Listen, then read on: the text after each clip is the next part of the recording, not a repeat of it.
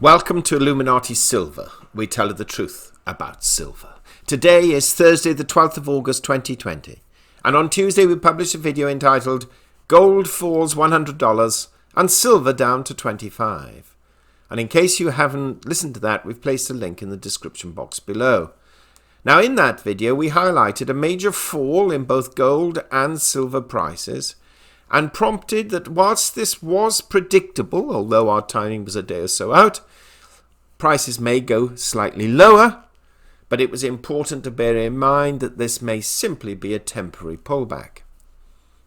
Now at the time of producing that video then, gold stood at $19.27, that's $1,927, and silver $25.53. Well, yesterday gold did indeed fall further, to as low as $1,865 at one point, and silver to as low as $23.51. And as we pointed out in Tuesday's video, while silver was still over $25, quote, the bull market for gold and silver is in, and that if one can get silver at between $23 to $25 spot price and take a 12 to 18 month view, they will not be disappointed, unquote. Yesterday was a prime time to do that, so we sincerely hope that you did. Now, at the time of writing this podcast, which is just close to midday GMT +1, silver is standing at $25.97, and we expect it to rise further today, and gold stands at $1,921, and again we're expecting its price to rise also.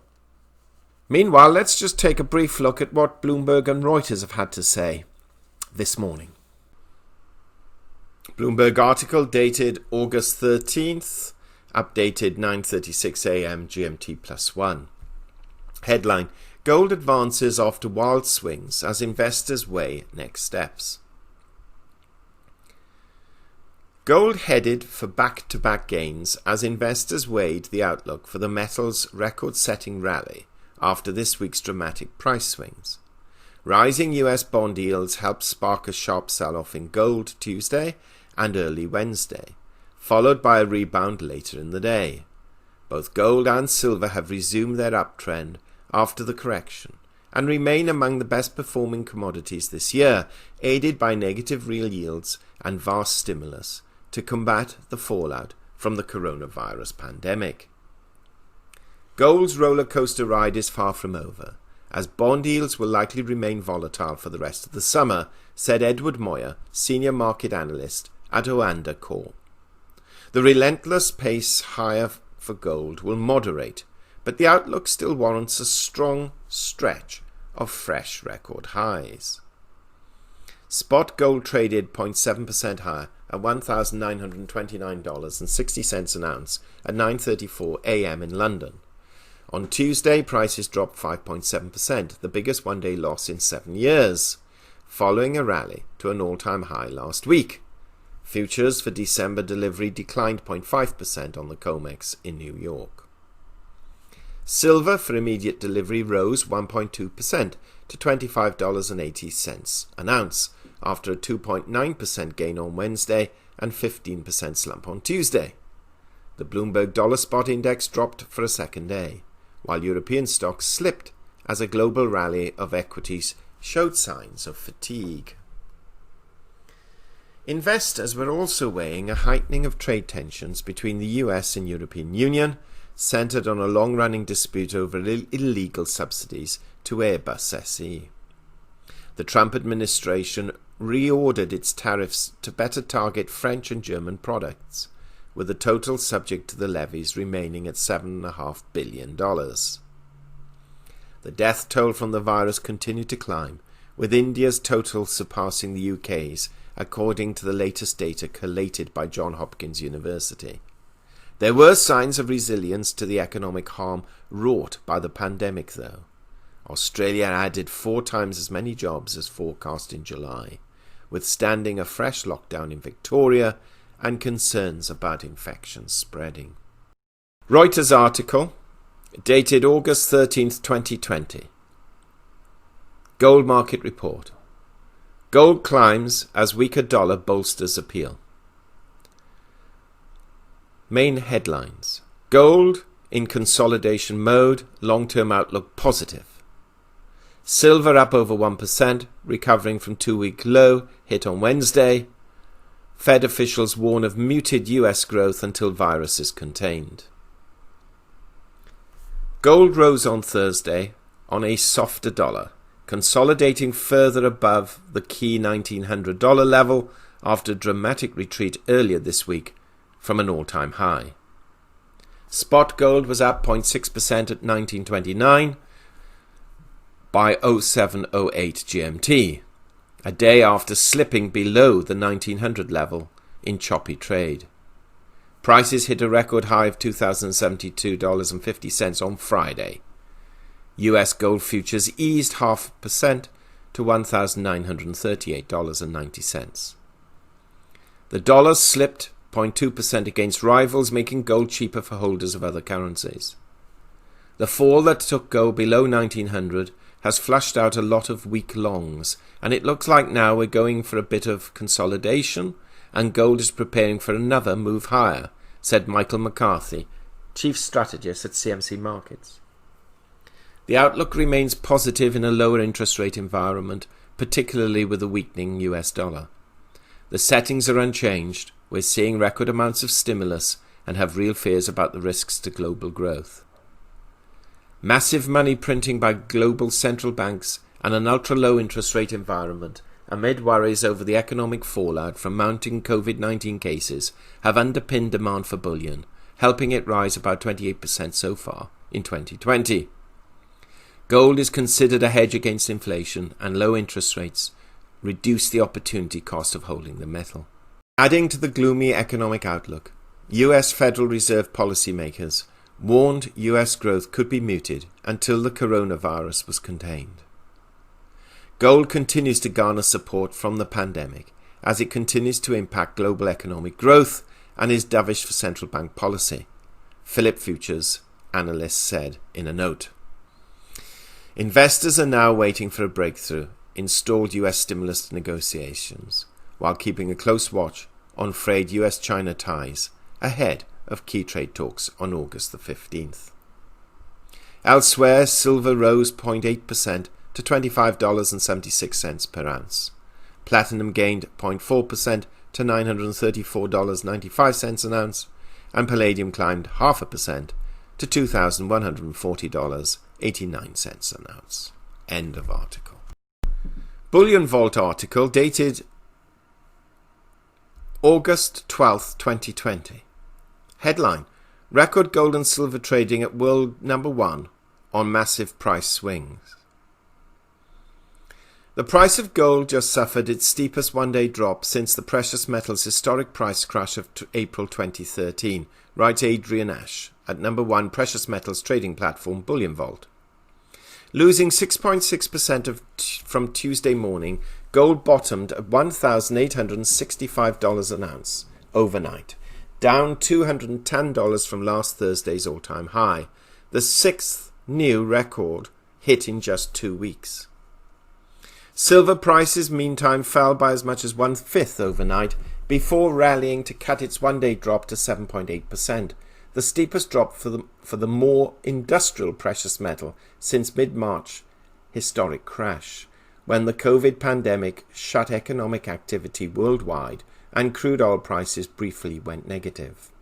'Cause you couldn't even give the stuff away, such was the deflationary shock of closing everything everywhere to try and stem the spread of the novel coronavirus. This massive volatility has spurred record gold and silver trading volumes on Bullion Vault, the precious metals marketplace for private investors. Tuesday, 11th of August beat 24th of June 2016, the day of the shock Brexit result in the UK's EU referendum, by 21.9% at £38.1 million by value. All of it physically settled inside specialist vaults for full payment only.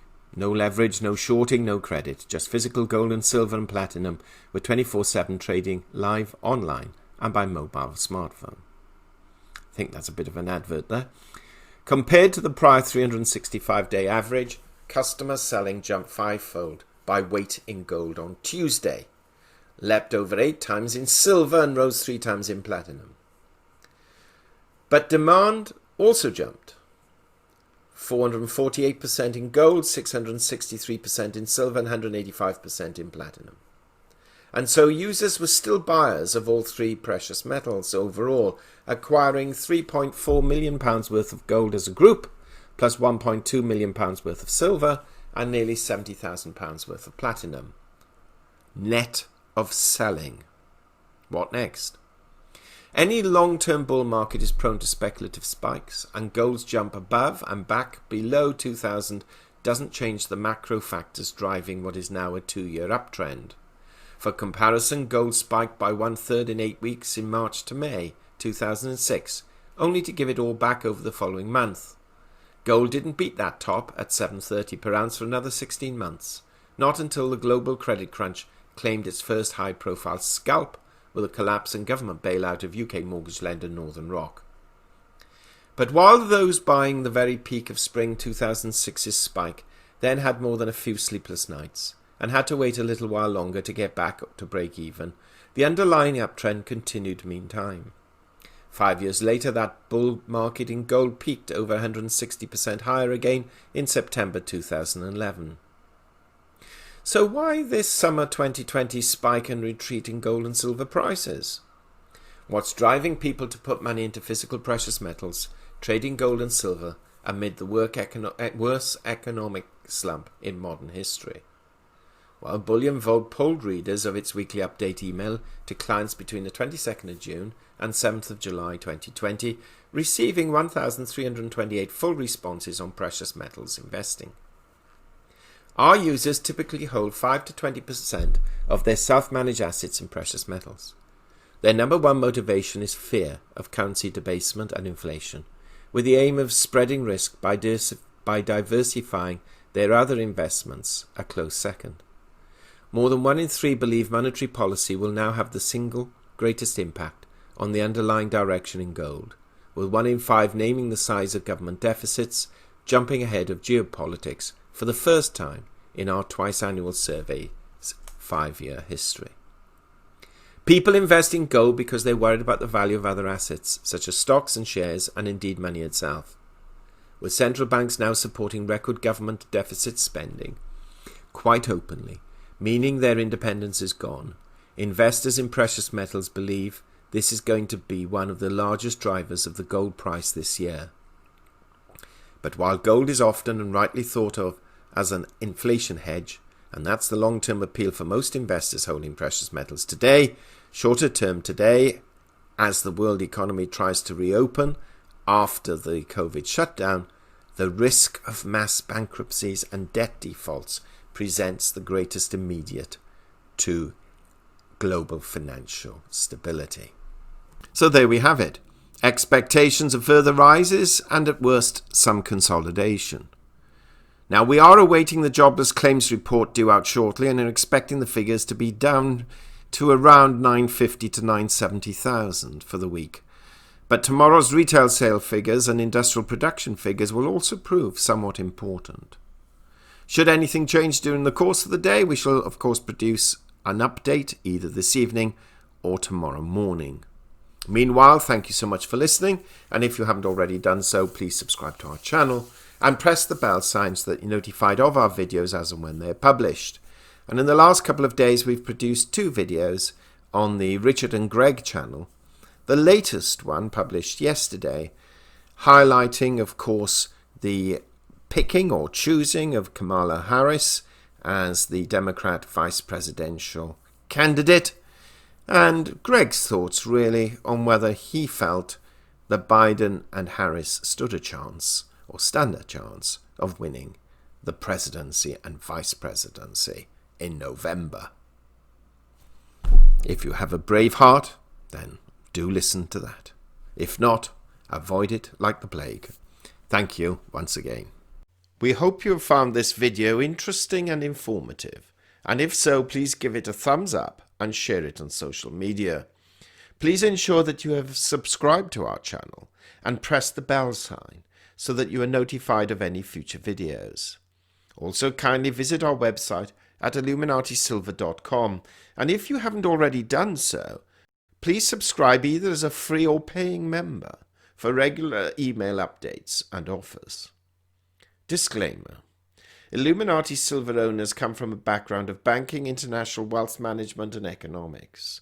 Having now retired from these worlds, we are not qualified to give investment advice.